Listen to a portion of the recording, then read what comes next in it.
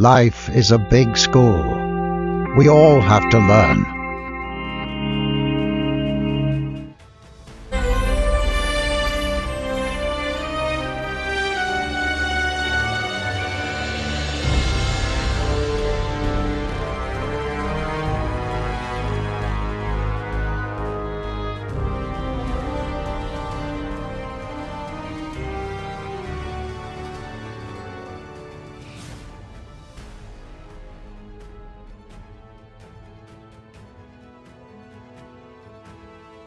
Once upon a time, before the beginning of the world, there was only chaos.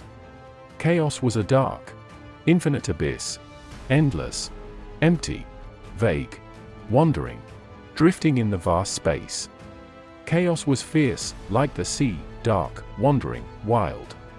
But from chaos was born the world, with so many strange things, and the gods had an unusually rich life.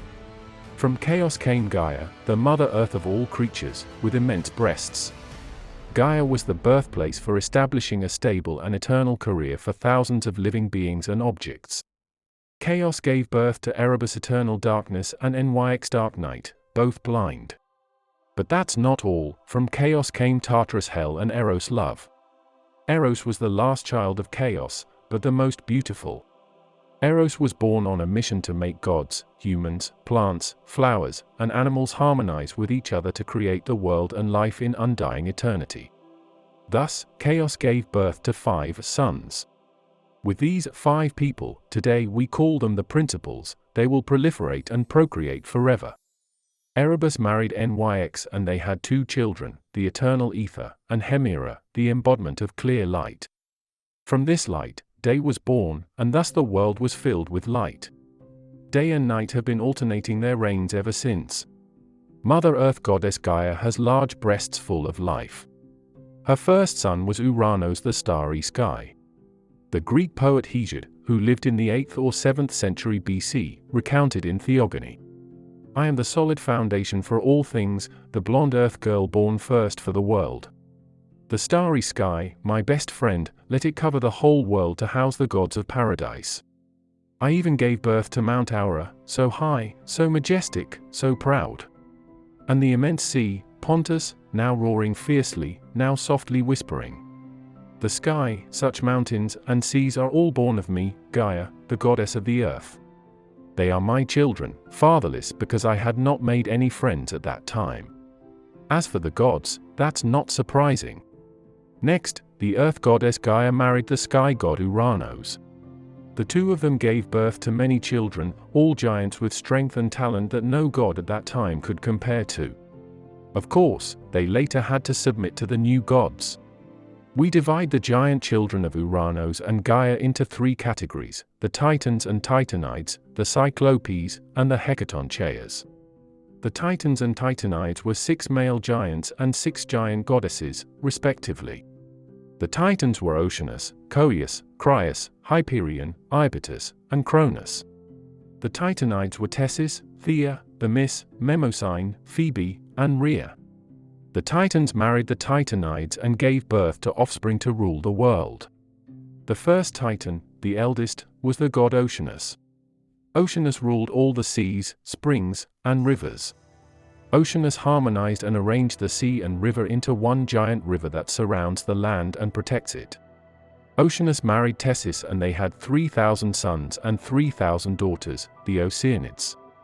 The Oceanids were fairies who usually lived in the sea, but also in rivers and streams.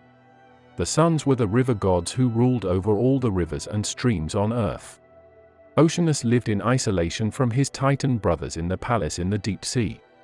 This god never attended the meetings of divine and human. The sun, moon, and stars were all due to Oceanus' control. They had to appear to the world and return to Oceanus. Only the constellation Ursa Major was never submissive to Oceanus' control. Titan Coeus married Phoebe and they had 2 daughters, Leto and Asteria. The sharp beauty of these 2 sisters caused them so much suffering and hardship, a story that must have touched Zeus if told. Titan Hyperion married the goddess Thea. This couple gave birth to a boy, 2 girls. The boy was Helios the red sun god, the girl was Selene the gentle moon goddess, and Eos goddess of dawn or dawn with pink fingers. Titan Cronus married Rhea and they had 3 boys and 3 girls. The boys were Hades, Poseidon, Zeus, the girls were Hestia, Demeter, and Hera. Particularly, the 2 Titanides Themis and Mnemosyne had not yet made friends with whom. The reason why was not told by the ancients, so we do not know. Therefore, the 2 Titans Coeus and Iapetus had to marry 2 other goddesses who were not of the same blood as the Titan system. Crius married Eurybia and they had 3 sons, the gods Astraeus, Pallas, and Perses, famous for his profound knowledge. By the way, we need to tell of the love affair of the Titan's eldest son Coeus, god Astraeus. Astraeus married the fairy Eos Dawn with pink fingers, who was born for the world a fierce wind god. Zephyr had a gentle temperament. Zephyr came to the world with caresses, lovingly bringing to mankind dark clouds that foretold storms and cool rain. We often called Zephyr the god of the west wind.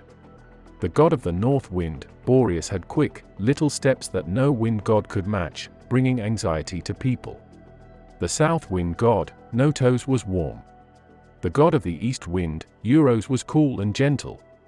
The stars in the sky, sons of Astraeus and Eos, were said to stay awake all night, in the vast expanse of the sky.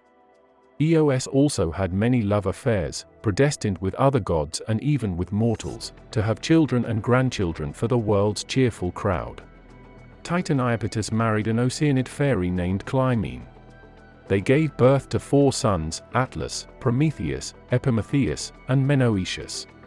What about the 2 Titanides Themis and Mnemosyne, who were not married? They were doing what they were meant to do. The ancient holy world did not allow anyone to eat or sit idle. Everyone had work to do. Themis was the goddess of law, justice, balance, and supreme stability created by law and order. Thanks to Themis, the world stabilized and developed harmoniously. She was the one with the talent to see far-sighted, knowledgeable, and wise. Mnemosyne was the goddess of memory. Thanks to Mnemosyne, humans could retain their experiences and understanding to grow and become better. This was about the Titans and Titanides, who were the firstborn children of Uranus and Gaia, as well as some information about their descendants. And so, the world was created and the gods were born. They would go on to rule over the world, creating and shaping it as they saw fit. But their power was not absolute, and they would face challenges and battles throughout their reign. This was the origin of the world and the gods in Greek mythology, a story that has been passed down through the ages and continues to captivate us to this day.